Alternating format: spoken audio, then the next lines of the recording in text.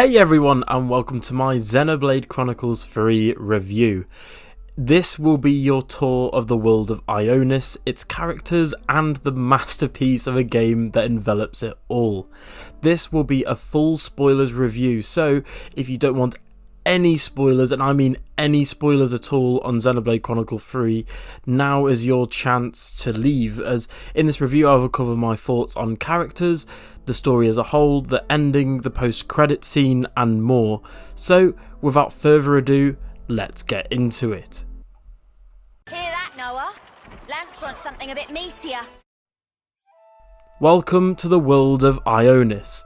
As you can see, Ionis is the combination of the worlds from Xenoblade Chronicles 1 and 2, with areas such as the Orion Titan available to explore once again, but more on locations later. Our story begins with two opposing factions, Keves and Agnus, who are at eternal war with each other. Both factions use soldiers' lives as energy to fuel their war machines known as Levnesses.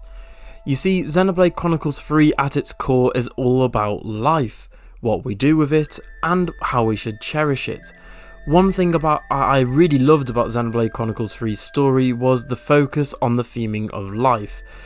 The way they show the motes of life are beautiful, and in its sadder times the game reminds us that we can forge our own path towards an independent future, and this is the theme of the game as a whole. The story is mainly about the convergence of universes of Xenoblade Chronicles 1's universe and 2's universe as well. You see, upon hearing that their worlds can collide, and after learning they can communicate with each other, Queen Melia from Xenoblade Chronicles 1, and after the events of Future Connected, which was sort of the extra story that was added to the definitive edition, Queen Nia from Xenoblade Chronicles 2's universe find a way to communicate and decide to build Origin. Origin is a mechanism that will store all the data and knowledge found from both universes and worlds, just in case the worst happens during the convergence, because they know the convergence is coming and they think it may destroy both worlds. So both worlds then collide, thus creating the world of Ionis shown in Xenoblade Chronicles 3, which is home to some familiar locations such as the Kingdom of Orion and parts of the Letheria archipelago from Xenoblade Chronicles 2. We can also revisit the fallen arm of the Mechonis as well as the city of the Mechna from Xenoblade Chronicles 1. And to be honest, there are loads more connections between the games and familiar locations.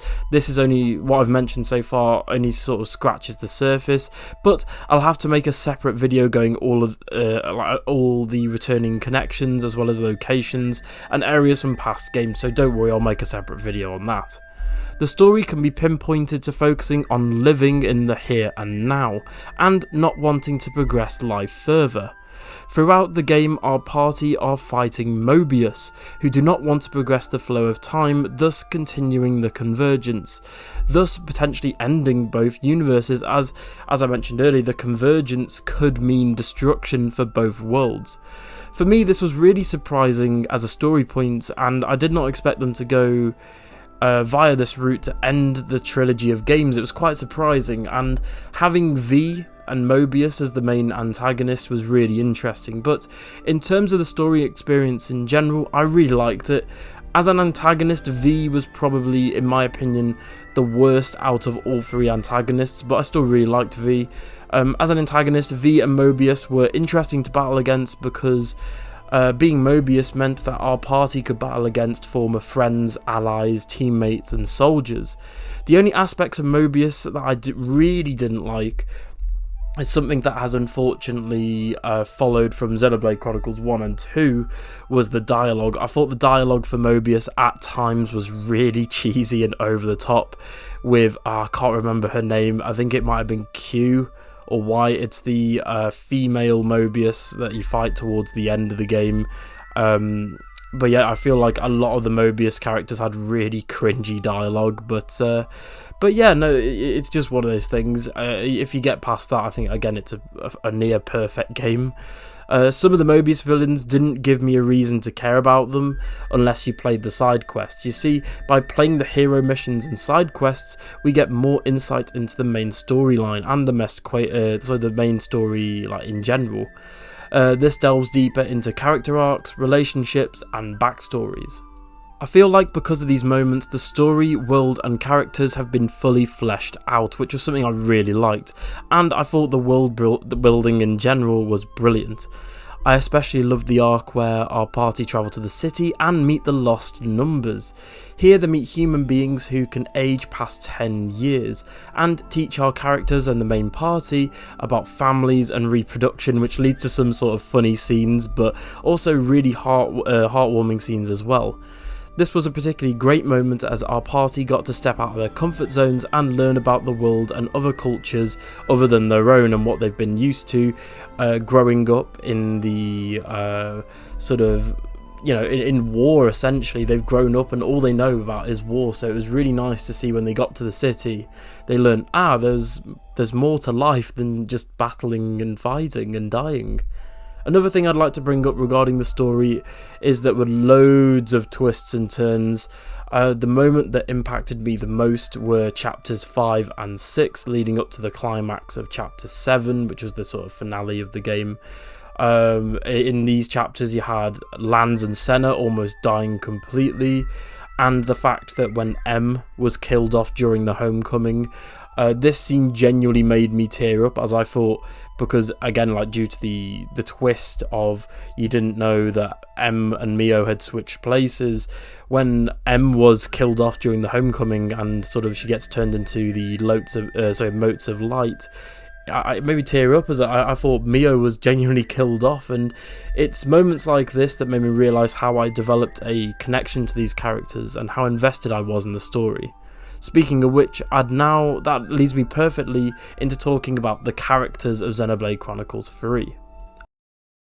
Yes, Uni's the boss. Our main party consists of the following characters: Mio, Tyon, Senna, Lanz, Uni, and Noah. Noah being the main character driving the story forward. In Xenoblade Chronicles 3 we get to control all 6 characters, similar to past games, and switch between them on the fly during exploration and combat. Starting off with Noah, I thought he was essentially Shulk, but not Shulk. He's like a wish discount Shulk. That's how I thought he was in the promotional materials and the marketing. He retained a similar list of combat arts and fighting style, and it just reminds me of Shulk a lot in general, to be honest. I think the thing that sets Noah apart from Rex and Shulk is his off-seeing duties. Noah is a Keves soldier hailing from Xenoblade Chronicles 1's universe, which is obviously converged with 2's, and as an off-seer his duty is to make sure his fallen comrades pass on to the other side safely. Noah and Mio perform this by playing an off-seer medley on their flutes. Noah's kindness and selflessness really come through here, as it really sets him apart from Rex and Shulk, as he's even willing to send off enemies as well as Mobius bosses and Mobius members to make sure they get safely to the other side. And it was really nice to see. There was a scene where Noah makes the other characters wait extra during the battle and making them get home late so that he can send off his fallen comrades. And he was a really interesting main character. I just loved playing him in general. Going on to the Agnes Offseer, who's the secondary main character, being Mio next. This is where things get a bit more complex, as I feel like Noah was a very straightforward character. Mio's drive consists of 3 different elements: the grief and trauma she carries around for the fact that her best friend Miyabi sacrificed herself to save Mio whilst giving Mio her off-seeing flute. Her off-seeing duties, similar to Noah, and after meeting M, a different / older version of herself, as you'll see whilst playing the story. She obtains the goal of creating a world free from the Flame Clock's war and Mobius, a world that is free from control, a world that is able to move forward, and that ties back to the main theme of the game in general. I really liked Mio as well, and who doesn't love Welsh cat girls at the end of the day? I mean, let's be honest, we all loved Nia. I think the voice acting, again, from being a half Welsh, half English man myself, it was really nice to see that England, Scotland and Wales were really well implemented into the dialogue, as a lot of slang that came up here was actually slang that, you know, I'd go out and socially use, like Muppet and Spoon and things like that. It creates some funny scenes. I think a lot of Americans won't understand it as much as we do, but I feel like for a British standpoint it was really good. But next up we have Tyon. I started the game actually hating Tyon, but I really grew to love him due to his tragic backstory and his arc where he's slowly learning to be more tolerant of others and learning to trust the other characters going forward. To be honest, I really like Tyon as well because he seems to be a completely new character type to the series, as other past characters have personalities similar to other past characters, for example Uni, who I'll get onto in a moment, but Tyon seems to be completely unique in terms of a character type, a character archetype, and I really liked him. It was also nice to have a bit of diversity in the cast. I know Xenoblade has been quite good on that in the past, but yeah, I really liked Tyon. He was, again, it was nice to have a character who I ended up thinking, oh god, I'm going to hate this character, but I ended up really liking them. Next up, we have the best character in the game by a mile, which is Uni. Uni is the Keves team's medic. She's essentially this game's answer to Rhine from Xenoblade Chronicles 1, you know, it's Rhine time, etc. Is essentially Shulk's best friend from Xenoblade Chronicles 1. Her character lines are some of the funniest in the game, and I really liked her arc of sort of learning to forget about her newly learned past from her past lives of being a soldier and a clone, and learning to move forward, which she also fits perfectly into the overarching theme of the game. Uni was brilliant. I just loved her from start to finish. I kind of wish we'd had more of her, to be honest, but you know, that's just a bit of a bias striking in there. Next up, we have Senna. Senna was probably the weakest character out of the 6 for me, as she didn't really strike a chord with me. I did like her arc of learning to be independent and true to herself, but I felt as if the writers brought this up way too many times in the story. I feel like other characters maybe should have had more of the focus, because they essentially kept repeating the same point over and over again, which I think was very true to her character, but at the same time I think it could have been handled a bit differently and a bit better. But I really did like the fact that they highlighted her being really technically the strongest of the group, which is quite funny because of her character build, like physically. But this made for a great pairing with Lance for Ouroboros. But speaking of which, you know, let's be honest though, Senna was definitely the girl with the goal. Lastly, for the main characters, we have Lance. He's the meathead of the cast. He's strong, kind-hearted, and a bit of a tsundere, but his character arc mainly focused on going forward and learning to forgive, as he experiences this through the loss of Yoren both times, which is sort of the Keves' team childhood friend who becomes a Mobius Mobius enemy, but unfortunately sacrifices himself to save the main party. But Lance was my second favourite character, just behind Uni, as he was really funny. Again, he sort of retained some character archetypes from Rhine, but he was done a bit differently, which was nice to see. And he had you know, some really nice scenes that made me laugh out loud. One being that scene where Lance goes to give Tyon, I think it's Tyon, a high five, and he just leaves him hanging, and it's just really funny. And I just loved his accent, being sort of overly cockney like Uni. It was bro. But the game also has a great cast of supporting characters as well, both in the form of heroes that can join the main party as a 7th member, and random NPCs that you meet. One scene that really pops into my head is a scene with a character called Kite, who you end up, whilst playing the game early on, you end up not really liking him that much. But there's a scene where there's a hero called Juniper, who he essentially develops a crush on, and it's just really funny. It's scenes like that are sort of more in line with Xenoblade Chronicles 2 more than Xenoblade Chronicles 1. But a few of my favourite heroes and side characters were Monica, Ethel, Juniper, and Cassandra. Like in Xenoblade Chronicles 2, we also get specific hero missions. These include fully voiced cutscenes that delve deeper into the world building and character arcs. Yeah, it was just really nice to have these. I think the cast of characters, in my opinion, I think as a whole is probably the best cast of characters we've had so far. Xenoblade Chronicles 2 for me was very difficult to beat, but I think if you look at all 6 as a whole, I feel like they are the best 6 we've had so far in terms of a really good variety of character arcs, character archetypes, as well as interweaving stories, so it was nice to see that as well.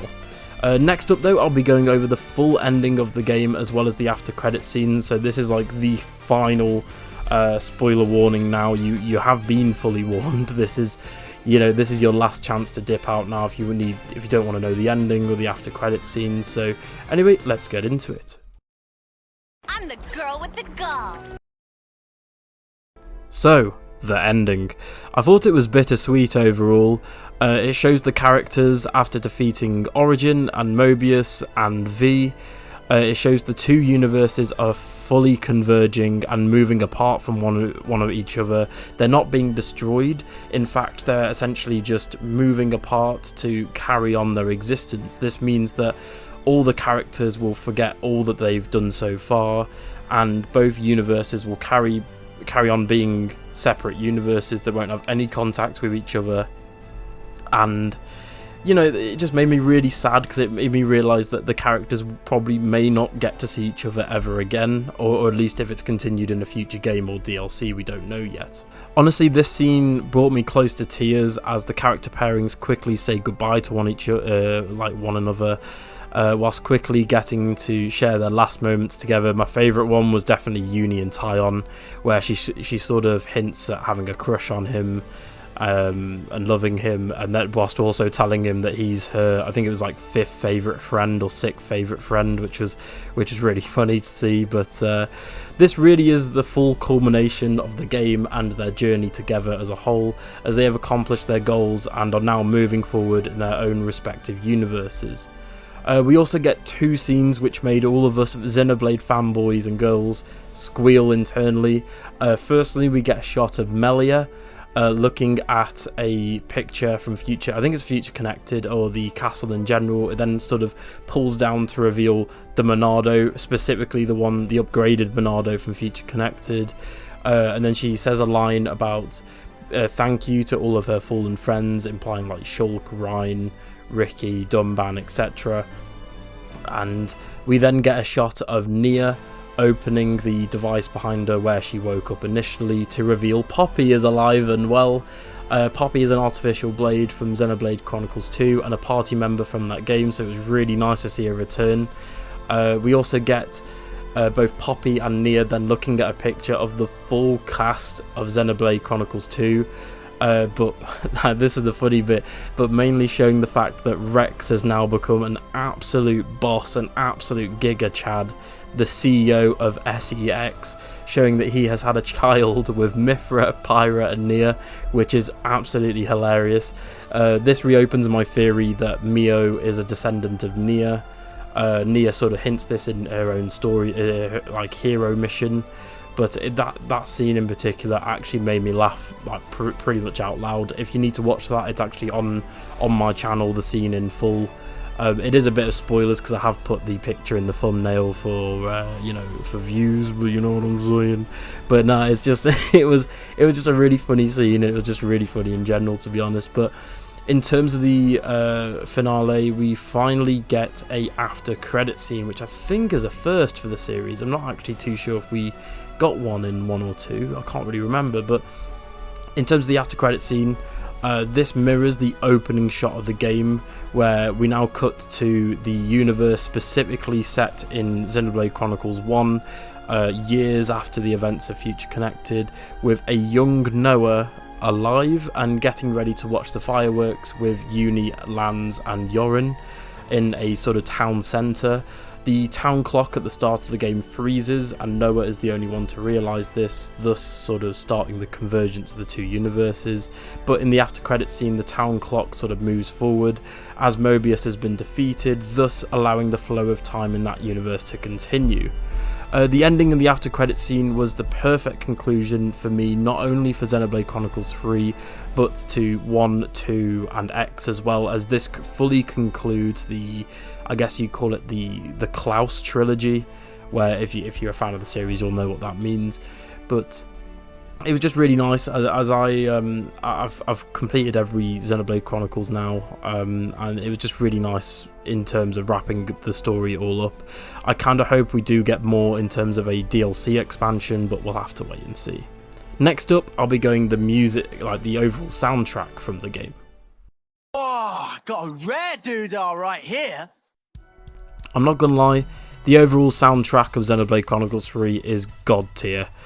Don't get me wrong, I didn't think it was as good as Xenoblade Chronicles 2 and Future Connected, which by the way isn't a bad thing, because in my opinion, like those two, like as in Future Connected specifically and Xenoblade Chronicles 2 are two of my favourite soundtracks of all time. But in terms of the overall soundtrack, Xenoblade Chronicles 3 did slap across the board. The game knew when it wanted to introduce scores, whether it be a sort of somber piano theme with sad times, or a bombastic rock medley when fighting a rare enemy or rare boss. I also thought the soundtrack fit the theming of the overarching game perfectly, as most of the tracks included a flute, which fit right into a game riddled with offseers playing flutes. It just fit it perfectly. I mean, you can see the transition if you look at all the way going back to sort of Xenogears, Xenoblade 1, going all the way through to Xenoblade Chronicles 3. They've been adding more and more flute pieces, which now goes perfectly into Xenoblade Chronicles 3. It was kind of nice to see that progression throughout the series, to be honest. But some of my favourite tracks included Millick Meadows, the unison flute theme that played when Mio and Noah saw someone to the other side, playing the Offseer medley together. The first time they play that theme, by the way, when I think it's their sending off Van Damme, when they sort of first meet each other, was really good. That was a really powerful moment in the story. I feel like the music made that so much better. And also another one that I liked was the theme that plays when you fight a Mobius boss, with sort of the epic choir and the rock. You had the Keves battle theme, which reminded me something they may have had in Torna or Future Connected. And of course the finale to You Will Know Our Names, which is like the rare boss theme, which was really good. The game also includes jazz remixes of Future Connected, the battle theme from that, as well as the Drifting Soul track from Xenoblade Chronicles 2. The unison flute theme especially made me feel great, as it was just my, one of my favourite tracks this year. It was just really good. Next up, we have the locations of the world of Ionis. This one looking at me funny. Hey, you! As per normal with the series, you feel tiny in this enormous world, and what makes Xenoblade, as a series, feel unique is the fact that these worlds are truly alive as you're walking across like dead titans, the Bionis, the Mechonis.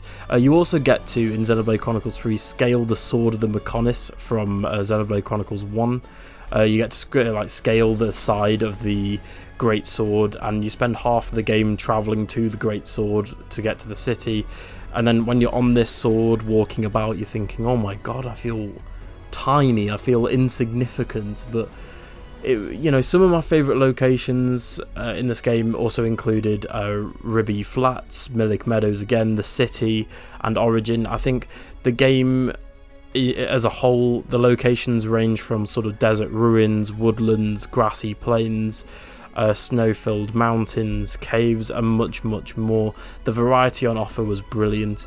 As mentioned earlier, we also get some returning locations from 1 and 2 that seem to have changed drastically during the sort of merging and convergence of both different universes. As a fan of the series as a whole, it was really nice seeing these returning locations and how they have been warped in an interesting and sort of new ways. Next up, let's talk graphics, art direction, and overall presentation of the game. I pun, you pun, we all pun for not pun. One sort of big worry I had with the game is that the massive scope of the game would be tarnished by the graphical limitations of the Nintendo Switch, but I'm glad to say that I was sorely mistaken. Don't get me wrong, the game does suffer at times with frame drops galore, especially in heavy, sort of intensive graphical areas, and lower resolution in some areas as well, but overall Monolith Soft have pulled off another miracle by getting this game. I honestly don't know how they've gotten this game to run as well as it does on Switch. Again, they've just done a really good job. I think as a whole it was, quite worrying to see these massive areas. I think Xenoblade Chronicles 2 also did a really good job, and Torna as well as the definitive edition of 1. But in terms of art direction, this game follows the art style more of Xenoblade Chronicles 2, Torna and Future Connected. The character design is on point yet again, with nothing overly revealing in terms of females being in sort of like too skimpy of clothing designs. We also don't have character designs that are overly bizarre either, which is quite nice to see. I'm happy to say overall the character design and the art direction and the graphical presentation across the board was brilliant. But now the question now is, how does the gameplay sort of pull up to the rest of the game? Oh my sparks, the cutes.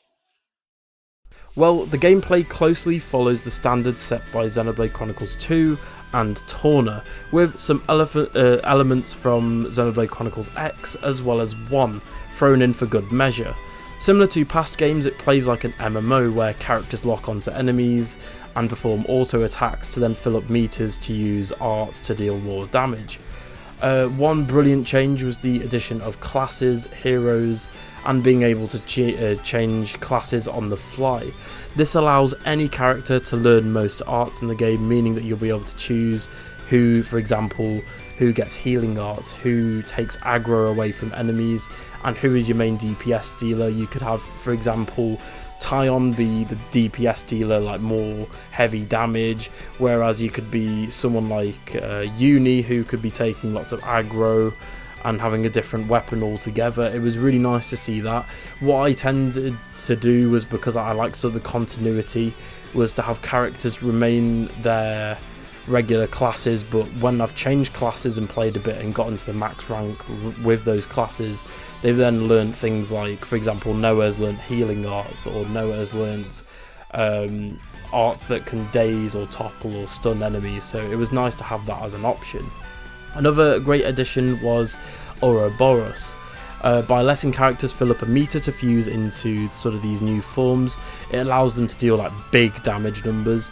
The character pairings here were brilliant by having sort of Mia and Noah, Uni and Tyon, and Lance and Senna pair up together, which forms different Ouroboros forms.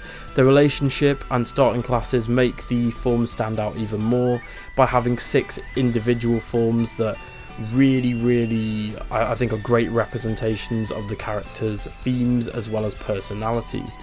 A couple of additions I also liked were the return of the fully zoomable camera, allowing us to view the world in all its beauty, and the addition of the quest guide tracker. This is a toggleable, is that even a word? Basically it's a option that you can toggle on and off, where it displays a red line, sort of a guide where it shows you where the next objective is or where to go for a quest. This was a big complaint people had with 1 and 2. I don't know if I can't remember if there was something like it in X. I think it just showed you on a map. But I know one big complaint I had with Xenoblade Chronicles 2 was there were some quests where, because you had the sort of compass tracker on the top of the screen, it would be too hard to know where to go next, and I feel like that was fully addressed here, and it was just really nice to see that they've been listening and adapting.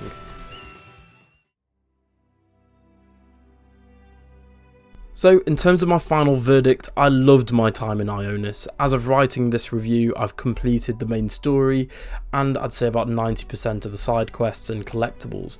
I truly think that Xenoblade Chronicles 3 is my game of the year so far. Again, this is subject to change, but the story had me feeling a roller coaster of different emotions at times, in regards to actually making me tear up at times and laughing out loud.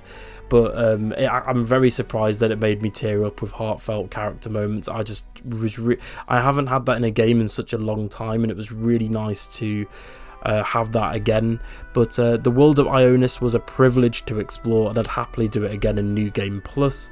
I can't wait to see where the expansion pass goes from here, and to see what future DLCs and the big expansion that I know we're getting, the new story expansion. I'm really excited to see where we go with that. But my final verdict is that I'm honoured to give Xenoblade Chronicles 3 a 10 out of 10, a perfect score, because of its well written story, memorable characters, amazing locations, and an absolute banger of a soundtrack.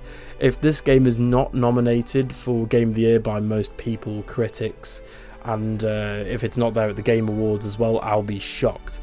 Anyway everyone, thank you for watching this video. It did take a long time to make this video, I do apologise on that. So I'd really appreciate it if you could hit the like button, and if you subscribe to the channel, as I'll be making more content similar to this in the future, with more reviews, gameplay, tutorials, etc. So thank you again for watching, and I hope you had as great of a time in Ionis and with Xenoblade Chronicles 3 as I did. Thank you for watching, and goodbye.